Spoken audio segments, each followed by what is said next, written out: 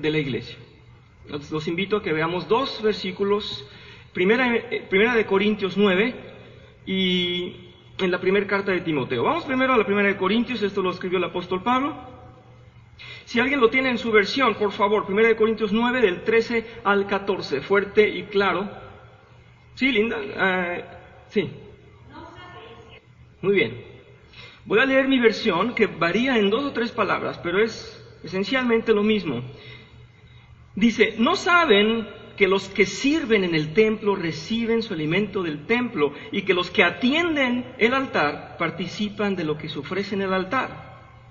Así también el Señor ha ordenado que quienes predican el Evangelio vivan de este ministerio. Ha ordenado el Señor. Entonces, primero nos queda claro que sí, Dios dijo, el que está ahí va a dedicar su tiempo ahí, va a trabajar en eso, de eso va a vivir. Vamos a verlo en la carta que le escribe el apóstol Pablo a Timoteo. Por favor, primera de Timoteo 5, versículos 17 y 18. No sé si alguien más quiera leer esta parte. Primera de Timoteo 5, versículos 17 y 18. Sí, muchas gracias, Elsa. Fuerte, por favor, porque estamos un poquito hasta acá. Ajá, y 18. Muy bien, gracias, Elsa. Está bastante clara esa versión. Y voy a leer también la mía para tener las dos, que es lo mismo, pero con otras frases tal vez un poquito diferentes. Dice, los ancianos que dirigen bien los asuntos de la iglesia son dignos de doble honor, especialmente los que dedican sus esfuerzos a la predicación y a la enseñanza. Pues la Escritura dice, no le pongas bozal al buey mientras esté trillando, y el trabajador merece que se le pague su salario. El apóstol Pablo, en esta carta a Timoteo, hace esa referencia. Si tenemos un animal, en este caso el buey, que está trillando, que está jalando un arado, y está viendo el trigo, y le amarran una bolsa en el hocico para que no coma, que jale, que saque la cosecha, pero que no coma de ahí, ¿verdad? Pues eso se hace para que el animal tal vez no pierda tiempo, no coma fuera de sus horarios y tal vez tenga hambre y termine más rápido. Dice el Señor, no le pongas un bozal a aquel que está trabajando y teniendo los frutos para el templo, porque él de ahí debe de comer. Creo que estos puntos o estos versículos lo esclarecen, y además dice que así lo dice el Señor. No es una opinión de Pedro, no es una opinión de Pablo, en ninguna de las dos cartas de Pablo. Entonces, es una orden de Dios. Y esto no es moderno, ni lo trajo Jesús a imponer, ni fue una regla de último momento de decir vamos a hacer iglesias y ahí vamos a ver de qué subsisten. Esto tiene orígenes muy lejanos. Recuerden, desde los primeros libros bíblicos, en el Levítico, ¿verdad? Vemos que la tribu de Leví se ocupaba de todo lo que era la liturgia, de todo lo que eran los sacramentos en ese momento, que eran los holocaustos, todos los honores que tendrían que rendirse en la iglesia, en el lugar sagrado, en el lugar santo, donde llegaba efectivamente Dios. Y quienes atendían estos era toda la tribu de Leví. Por tanto, ellos no tenían tierra, no tenían heredad, más que ocuparse de eso. Y las demás tribus tenían la obligación de dedicar un dinero para mantener exclusivamente a ellos, para que se ocuparan de los actos de la iglesia, de los actos litúrgicos que exigía Dios. Entonces esto no es un invento.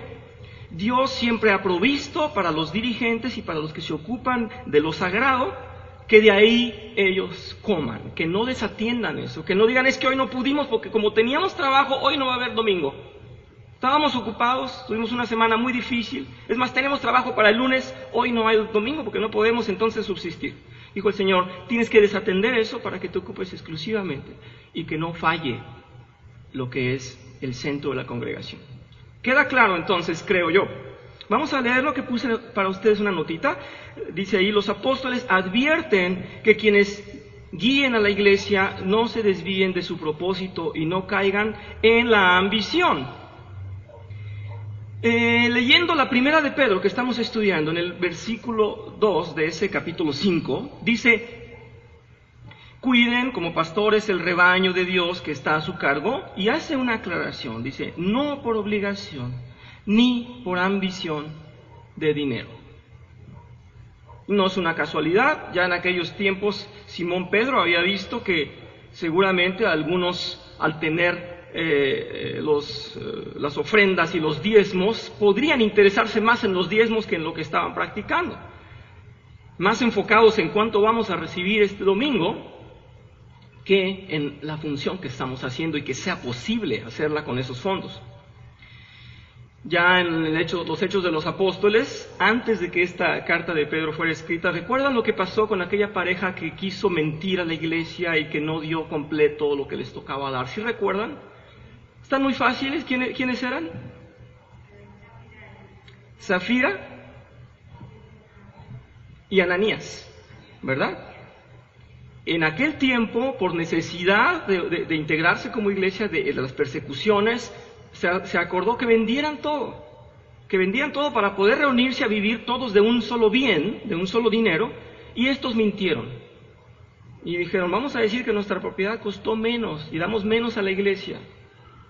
Cuando llega él a dar testimonio, miente y se muere, porque el Espíritu Santo lo fulmina en ese momento. Más tarde llega la esposa con la mentira preparada y le dice el que está al frente, ¿por qué mientes también? ¿Que no ves que tu esposo se lo acaban de llevar muerto de aquí? Y muere también ella. Bien, entonces en ese momento también era indispensable que el pueblo reconociera la obligación de dar lo que era correcto a la iglesia. Pero también vemos que había avaricia. Al haber avaricia en aquellos hermanos, había seguramente en algunos pastores. Quiero que leamos, si gustan y si no la leo para ustedes, ahí adelante donde acaba de leer nuestra hermana Elsa, en el capítulo 6, en la primera carta de Timoteo, capítulo 6, del 3 al 10. Dice, si alguien enseña falsas doctrinas, apartándose de la enseñanza de nuestro Señor Jesucristo y de la doctrina que se ciñe a la verdadera religión, es un obstinado que nada entiende. Este tal padece del afán enfermizo de provocar discusiones inútiles que generan envidias, discordias, insultos, suspicacias y altercados entre personas de mente depravada, carentes de la verdad. Estoy ligando esto porque tiene mucho sentido a continuación. Este es de los que piensan que la religión es un medio de obtener ganancias. Es cierto que con la verdadera religión se obtienen grandes ganancias, pero solo si uno está satisfecho con lo que tiene. Porque nada trajimos a este mundo y nada podemos llevarnos, así que si tenemos ropa, comida, contentémonos con eso. Los que quieren enriquecerse caen en la tentación y se vuelven esclavos de muchos de sus deseos. Muchos de sus deseos. No, corrijo por favor. Los que quieren enriquecerse caen en la tentación y se vuelven esclavos de sus muchos deseos. Al cabo era casi lo mismo. Estos afanes insensatos y dañinos hunden a la gente en la ruina y en la destrucción, porque el amor al dinero es la raíz de toda clase de males. Por codiciarlo, algunos se han desviado de la fe y se han causado muchísimos sinsabores. En esencia, está diciendo, aquellos que les gusta predicar y predicar tantas cosas fuera de la doctrina y que están ahí solamente por el dinero, están totalmente errados, y dice aquí que tienen más sus ojos en las ganancias que en lo que están enseñando y predicando en su iglesia.